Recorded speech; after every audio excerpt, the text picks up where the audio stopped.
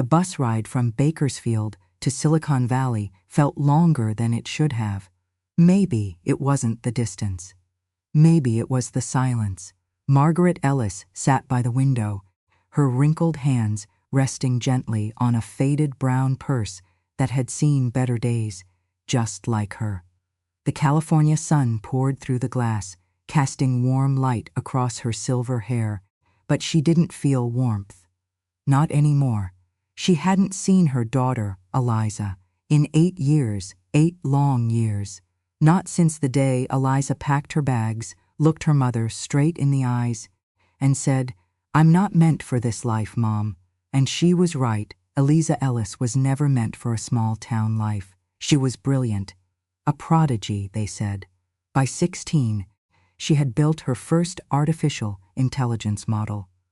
By 22, she had launched a tech startup that caught the attention of investors across the globe.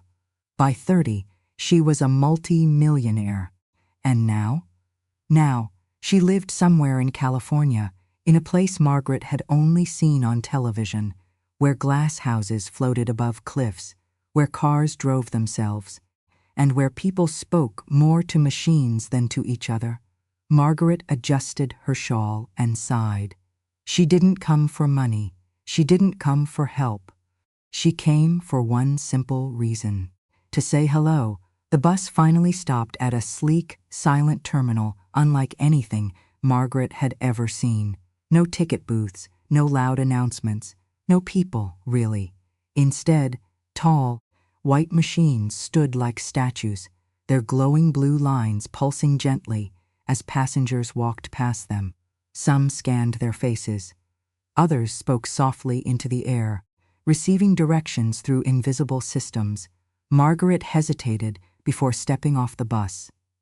"Welcome, traveler," a soft, mechanical voice said as she crossed an invisible threshold.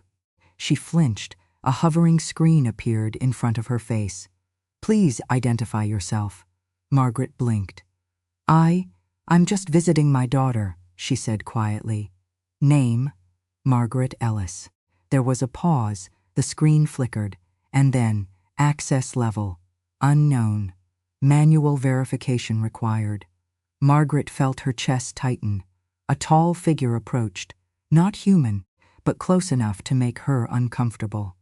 Its face was smooth, expressionless, with eyes that glowed faintly beneath a synthetic layer. "Please follow me," it said. As she walked behind the machine, Margaret couldn't shake the feeling that she had stepped into a different world. Everything was perfect, too perfect. The air was clean, unnaturally clean. There was no noise of traffic, no chatter, no chaos. Just a quiet hum, like the entire city was breathing through invisible lungs. "Where are all the people?" Margaret asked. "They are present," the machine replied, "but I don't see anyone." Most residents remain within their personal environments. Margaret frowned. That doesn't sound like living. The machine didn't respond. After what felt like miles of walking through gleaming corridors and glass tunnels, they reached a large platform overlooking the city. Margaret gasped. Below her stretched a futuristic paradise, towering structures of steel and glass, gardens suspended in the air, and streams of light flowing between buildings like digital rivers. "This is California," she whispered. "This is Sector E9, Northern Innovation District," the machine corrected. Of course it was.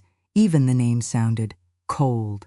"Your daughter resides here," the machine said, gesturing toward a distant structure that shimmered like a diamond under the sun. Margaret's heart skipped a beat. Eliza, after all these years. She tightened her grip on her purse. "Can you take me to her?" "Alirization pending." "What does that mean?"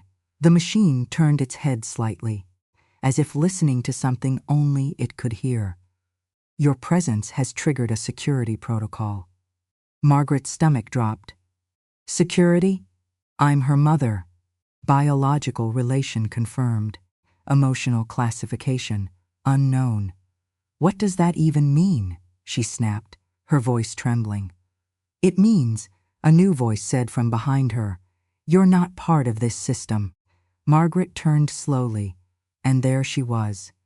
Eliza. But not the Eliza she remembered. Her daughter stood tall, dressed in a sleek silver outfit that seemed to shift slightly with the light. Her hair was shorter now, perfectly styled, and her eyes didn't look human anymore. They glowed faintly, just like the machines. Eliza, Margaret whispered. For a moment, just a moment, something flickered across Eliza's face.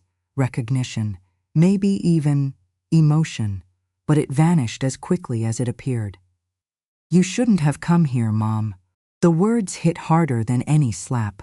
Margaret took a step forward. I just wanted to see you, she said softly. It's been so long. I thought maybe this isn't a place for you, Eliza interrupted. I'm your mother, and I've moved beyond that. Eliza replied coldly. Silence fell between them.